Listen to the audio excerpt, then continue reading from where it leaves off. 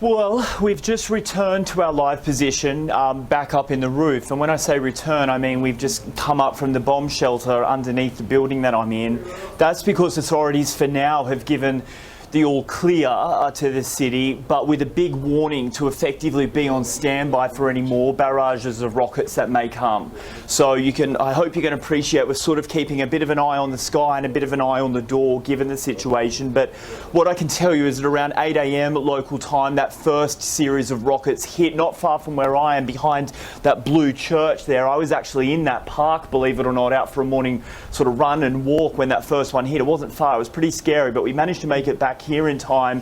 We know, unfortunately, a lot of people in Kyiv were caught off guard because it really hasn't been targeted this way before in the war. A busy Monday morning, kids off to school, people off to university and work, and hitting really at the peak hour. So a pretty terrifying experience, and we understand that it's not just Kyiv which has been struck by these missiles, but several other Ukrainian cities, including Kharkiv in the north, Lviv right in the far west near the Polish border, and Dnipro as well. The Ukrainian authorities are saying that around 80 cruise missiles were launched across Ukraine. Their air defences managed to intercept about 40 of them. Sadly, 10 people were killed and a number of others have been injured. And what I can tell you from first-hand experience here is that the Russians are saying that they targeted military infrastructure as part of these strikes. Well, I can tell you from my first-hand reporting and what I saw that that is just not true. A children's playground was hit not far from here, as well as an area right near an opera theatre. So it is clear civilians once again bearing the brunt of this deadly and horrible war. Trent, based on the history that you've been covering around this war, do you think that now Putin has changed or has upped the ante, if you like? Because like you say, he moved away from Kyiv earlier and has now seemingly gone back. Do you think that that's where the concentration is going to be, given what happened on the bridge that links Crimea and Russia?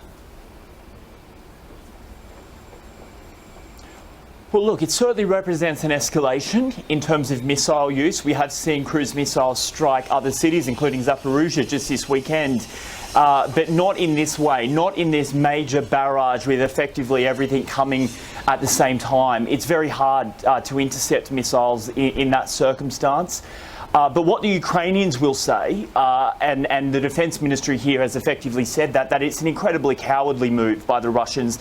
And the reason they say that is because effectively the Russian soldiers on the battlefield are losing ground to the Ukrainian soldiers. The Ukrainians have really got the wind in their sails in recent weeks and months in terms of taking back territory. And so if they can't seem to win on the battlefield against soldier on soldier, they now appear to be launching rockets inside of cities where men, women and children are just trying to live their lives. So, you know, it's obviously an incredibly emotional moment for everyone here. And to see a city like this on a Monday morning with the sun shining, people trying to live their lives in peace, to be rocked by something so deadly and awful is something that no city should go through. And the Ukrainians I speak to here say, if Russia is listening to any other countries out there in the world right now, could those countries lend their leverage to call on Russia to halt these attacks before any more innocent people are killed?